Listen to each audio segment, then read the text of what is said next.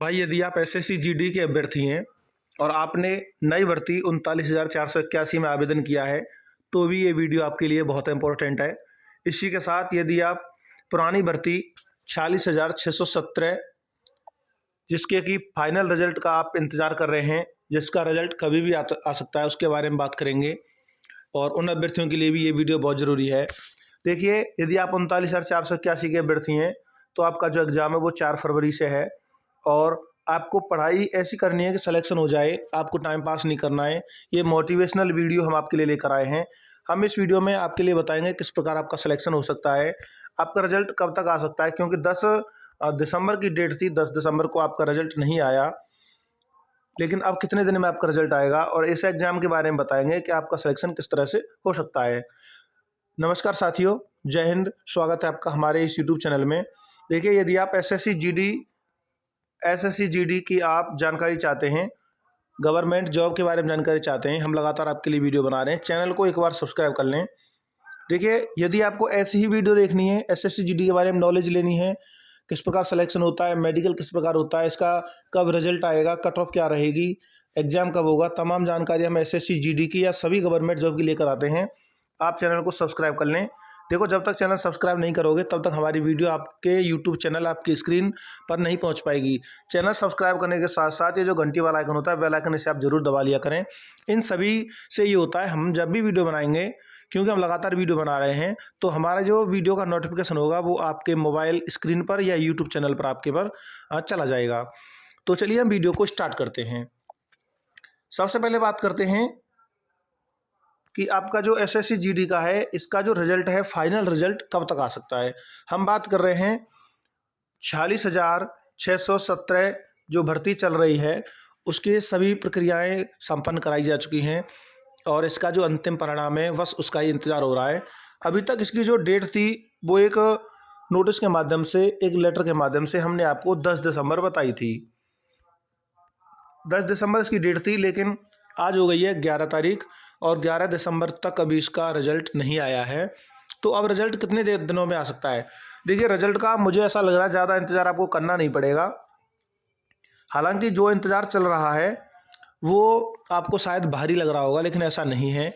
आप धैर्य बनाए रखें, आपका जो अंतिम परिणाम है वो 2 से 5 दिनों में आ जाएगा, यानी कि 16 से 17 दिसंबर तक आपका रिजल्ट आने की संभावना जताई जा रही है। अब ये भी नहीं है कि भाई, देखो, यहाँ पर कोई ऐसी बात तो है नहीं कि ऑथेंटिक, ये सिर्फ केवल संभावना के आधार पर होती है और इसमें काफ़ी अनुभव हमारा जुड़ा हुआ रहता है और पूरी उम्मीद यही है, गारंटी के साथ आपका रिजल्ट 17 दिसंबर तक हरगिज बिल्कुल आ जाएगा। अब बात करते हैं 39,481 भर्ती का जो पेपर है वो 4 फरवरी से है। तो अभी भी आपके पास, मैं मानता हूं कि जनवरी पूरा अभी बचा हुआ है और ये आधा दिसंबर आप मान सकते हैं, 20 दिन मान सकते हैं दिसंबर में, 20 और पूरा जनवरी, यानी कि लगभग पौने 2 महीने के आसपास आपके पास समय बचा है। अभी भी आपके पास वक्त है और इसी वीडियो में हम अब यही बात करने वाले हैं कि पढ़ाई आपको कैसी करनी है और ये प्योर मोटिवेशनल वीडियो आपके लिए रहेगी। 39,481 जितने भी अभ्यर्थी हैं, वीडियो को लास्ट तक जरूर देखें। हम आपके लिए बता रहे हैं कि आपका सिलेक्शन किस तरह से हो सकता है। देखिए, जब आप भर्ती देखना शुरू करते हैं, सरकारी नौकरी देखना शुरू करते हैं, तब आपके ऊपर एक दबाव रहता है। दबाव ये होता है कि भाई आपको हर हाल में सरकारी नौकरी लेनी है। लेकिन जब आपने 1-2 एग्जाम दिए, एक एग्जाम दिया, दूसरा एग्जाम दिया, तीसरा एग्जाम दिया, चाहे वो कोई भी एग्जाम हो, चाहे आप एसएससी का दे रहे हैं, चाहे वो रेलवे का दे रहे हैं, चाहे कोई स्टेट पुलिस का दे रहे हैं, कोई भी एग्जाम है, और आप जब 2-3 एग्जाम दे चुके होते हैं और उसके बाद भी आप किसी भी एग्जाम में पास नहीं होते हैं, मैं कह रहा हूँ किसी भी एग्जाम में पास नहीं होते हैं, और उसके बाद आप ये एसएससी जीडी का एग्जाम देने गए हो, तब भाई आपको ये देखना है कि आप जिन एग्जाम में फेल हुए, तो उन एग्जामों में आप किस वजह से फेल हुए, किस सब्जेक्ट में फेल हुए और किस सब्जेक्ट के किस टॉपिक को आप हल नहीं कर पाते हो। ये सारी बातों पर आपको मनन करना है, चिंतन करना है। मान के चलिए आप जीके की बात करें, हम जीके में एक टॉपिक है, एक सब्जेक्ट है अर्थशास्त्र, इकोनॉमिक्स। तो अर्थशास्त्र के लगभग एसएससी जीडी में 3 से 4 या 5 क्वेश्चन तक आपके लिए आ जाते हैं। अब आप ये देखना कि क्या आप अर्थशास्त्र के क्वेश्चन को हल कर पाओगे। मुझे नहीं लगता कि आप अर्थशास्त्र के ज़्यादातर प्रश्नों को सही कर पाते हैं, क्योंकि आप फोकस कहाँ करते हैं, फोकस करते हैं आप सिविक्स यानी कि संविधान पर, इसके साथ साथ इतिहास पर और विविध पर, इन सभी पर फोकस करते हैं, लेकिन आप इकोनॉमिक्स पर फोकस नहीं करते हैं। मैं आपको बता रहा हूँ इकोनॉमिक्स पर फोकस करें। इकोनॉमिक्स के 4-5 क्वेश्चन आते हैं, आप इनको छोड़ नहीं सकते हैं।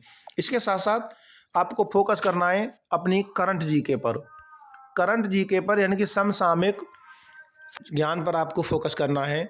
समसामयिक के लिए आप लगातार पुस्तकें पढ़ें। हर महीने की मासिक पत्रिका, वार्षिक पत्रिका या अर्धवार्षिक पत्रिका, जो भी आपको उचित लगे वो पढ़ सकते हैं।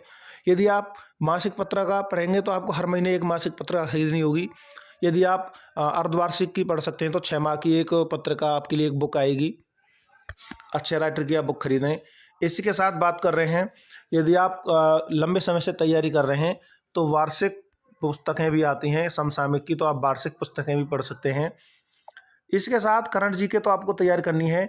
जब मैथ की बात करें तो मैथ में बहुत सारे टॉपिक ऐसे होंगे जहां पर आप हल नहीं कर पाते हैं, लेकिन आपको अभी तक यही जानकारी नहीं है कि भाई आपका जो वीक पॉइंट है कौन सा है, वीक सब्जेक्ट कौन सा है, कमज़ोर पक्ष क्या है, तब तक आप सफल नहीं हो पाएंगे।